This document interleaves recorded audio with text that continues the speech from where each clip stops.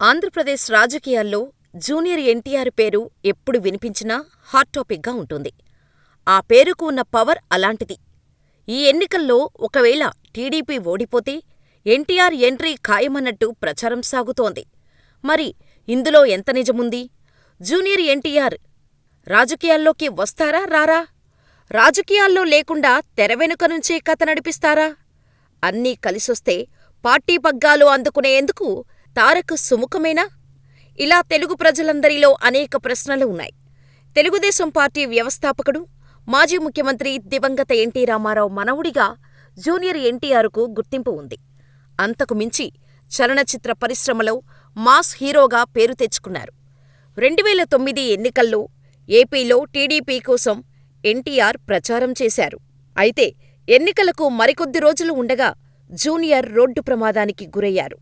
కొద్ది రోజులపాటు ఆస్పత్రిలో బెడ్కే ఆయన పరిమితం కావాల్సి వచ్చింది. ఆ తర్వాత పూర్తిగా రాజకీయాలకు దూరంగానే ఉంటూ వస్తున్నారు ఎన్టీఆర్. ఆయనను ప్రత్యక్ష రాజకీయాల్లోకి రావాలని అభిమానులు అడగ్గా ఎన్టీఆర్ కూడా పార్టీకి అవసరం ఉన్నప్పుడు మీరు ఒక్క పిలుపు పిలిస్తే చాలు వచ్చేస్తానని అభిమానులకు హామీ ఇచ్చారు ఎన్టీఆర్. చంద్రబాబుకు మాత్రం ఎన్టీఆర్ రాజకీయాల్లోకి రావటం ఇష్టం లేదని, ఓ పక్క జూనియర్ ఎన్టీఆర్ని దూరం పెట్టడం, లోకేష్ని ముఖ్యమంత్రిని చేయడం కోసమేనని వార్తలు వచ్చాయి. మొన్నటికి మొన్న సీనియర్ ఎన్టీఆర్ వర్ధంతి రోజు జూనియర్ ఎన్టీఆర్ ఫ్లెక్సీలను బాలయ్యబాబు తొలగించమని చెప్పటం ఎంత వైరలైందో చెప్పనవసరం లేదు. దీంతో నందమూరి ఫ్యామిలీలో గొడవలు మొదలయ్యాయా అనే అనుమానాలు మొదలయ్యాయి. గతంలో సైతం హరికృష్ణ చంద్రబాబుకు వ్యతిరేకంగా పార్టీ పెట్టి చర్చల అనంతరం మళ్లీ టీడీపీలోకి రావటం అందరికీ తెలిసిందే. ఇప్పుడు తాజాగా జూనియర్ ఎన్టీఆర్ని మళ్లీ టీడీపీ దూరం పెట్టడంపై తీవ్ర విమర్శలు వినిపిస్తున్నాయి.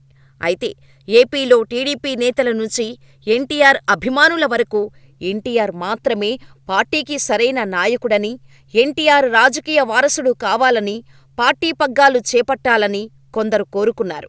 టీడీపీ నాయకుల్లో కూడా చాలామంది జూనియర్ని పార్టీలోకి తీసుకోవాలని, ఆయన సేవలను ఉపయోగించుకోవాలని భావించారు. బాహ్యంగా వ్యక్తీకరించడం సాధ్యం కాదు కాబట్టి ఈ కోరిక అంతర్గతంగా నెరవేరాలని కోరుకుంటారు.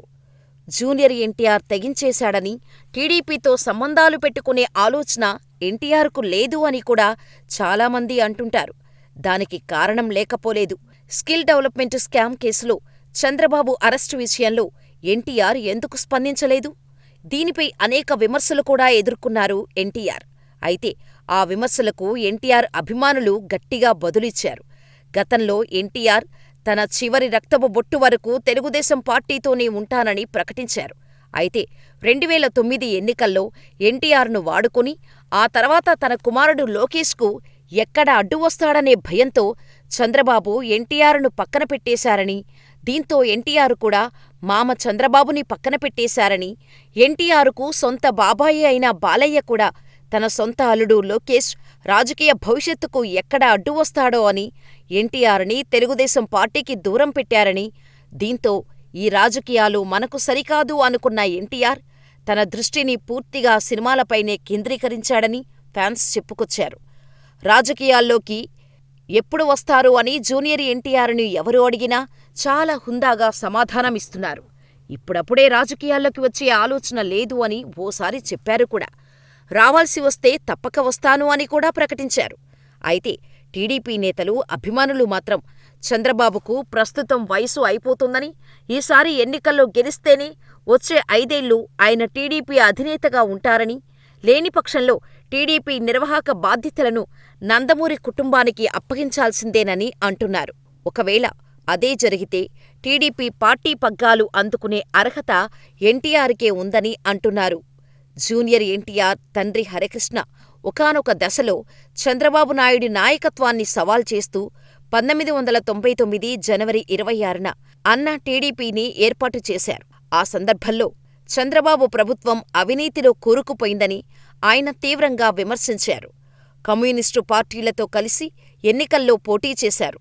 దీంతో హరికృష్ణ చంద్రబాబును దెబ్బతీస్తారనే అందరూ భావించారు. కానీ ఎన్నికల ఫలితాలు అందుకు విరుద్ధంగా వచ్చాయి. అన్నా టీడీపీ 191 స్థానాల్లో పోటీ చేయగా ఒక్క సీటు కూడా గెలవలేదు. 1.12% ఓట్లు మాత్రమే దక్కాయి. దీంతో ఆయన క్రమంగా రాజకీయాలకు దూరంగా వెళ్లిపోయారు. తర్వాత 2008 నాటికి మళ్లీ చంద్రబాబుతో ఆయన సంబంధాలు మెరుగయ్యాయి. దీంతో ఆయన టీడీపీలో చేరి రాజ్యసభ సభ్యుడిగా ఎన్నికయ్యారు. దీంతో హరికృష్ణ సూచన మేరకు జూనియర్ ఎన్టీఆర్ 2009 ఎన్నికల్లో టీడీపీ తరపున విస్తృతంగా ప్రచారం నిర్వహించారు. రాష్ట్ర విభజన సమయంలో తెలంగాణ ఏర్పాటుకు అనుకూలంగా తెలుగుదేశం పార్టీ లేఖ ఇవ్వగా, విభజనను వ్యతిరేకిస్తూ హరికృష్ణ ఎంపీ పదవికి రాజీనామా చేసి పార్టీ నిర్ణయాన్ని ధిక్కరించారు.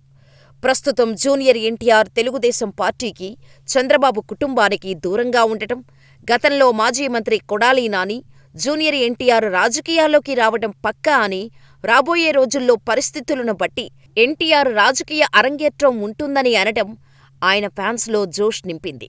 అయితే తెలుగుదేశం పార్టీ పగ్గాలు చేపట్టి ఎన్టీఆర్ రాజకీయాల్లోకి వస్తారా, తండ్రి పార్టీని పునరుద్ధరిస్తారా అనే ప్రశ్న అందరిలో మొదలైంది.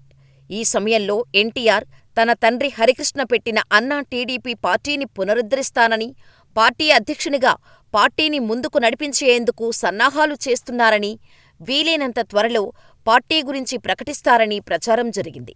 అయితే ఈ విషయంపై ఎన్టీఆర్ నుంచి ఇప్పటివరకు ఎటువంటి ప్రకటన రాలేదు. జూనియర్ ఎన్టీఆర్ ఎప్పుడు రాజకీయాల్లోకి వస్తారన్న విషయం ఆయన అంతర్గత వ్యవహారం. ఈ విషయంలో అభిమానులు చెప్పినా, వైసీపీ నేతలు చెప్పినా ఎన్టీఆర్ మనసులో ఏముందన్నది అన్న దానిపై ఎవరికీ క్లారిటీ రావటం లేదు. ఎన్టీఆర్ రాజకీయాల్లోకి వస్తారా లేదా అనేది భవిష్యత్తులో చూడాలి.